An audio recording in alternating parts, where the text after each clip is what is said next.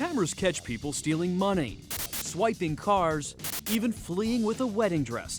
But CBS Atlanta's own camera caught what this man calls the most brazen heist of all. Has she stolen your home? Yes, absolutely. We were there. Do you both swear to tell the truth, whole truth, under penalty of perjury? For not one, not two, but 3 court hearings, as Vallister Wilson says he got schooled in the art of squatting by Daquisha Barber. She knows the system very, very well. I mean, she knows the system better than my attorneys do.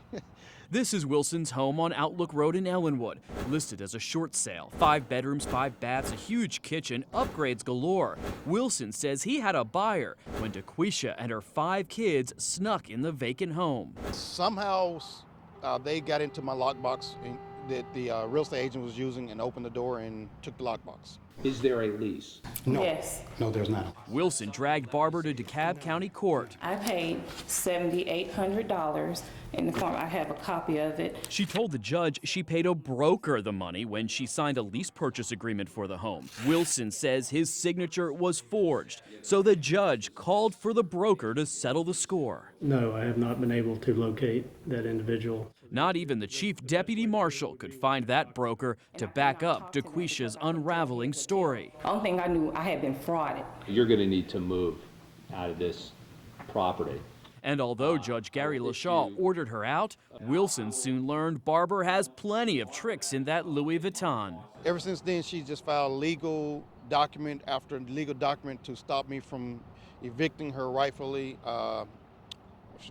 all the way to filing bankruptcy. I'm less and less impressed with your credibility as we go along.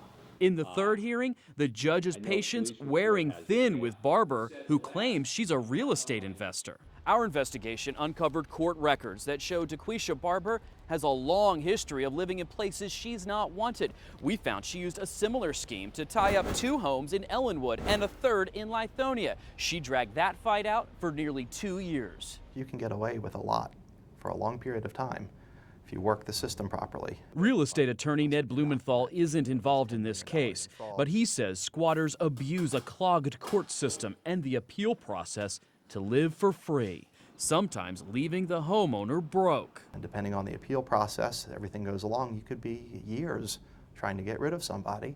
Meanwhile, you're not in the house, you don't know what they're doing to the house, and you're not getting rent from them. And presumably, if there's a mortgage still in the house, you still owe that. I had no idea. Barber claims she's the victim of a real estate scam.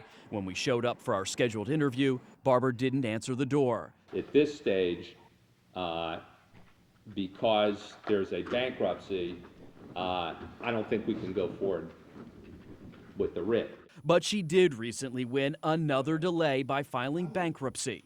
Wilson says the fight has cost him more than $10,000 and a house he never imagined could be stolen. I definitely think it's a criminal enterprise. I mean, people have went to jail for less. And this is not a victimless crime. I am a victim.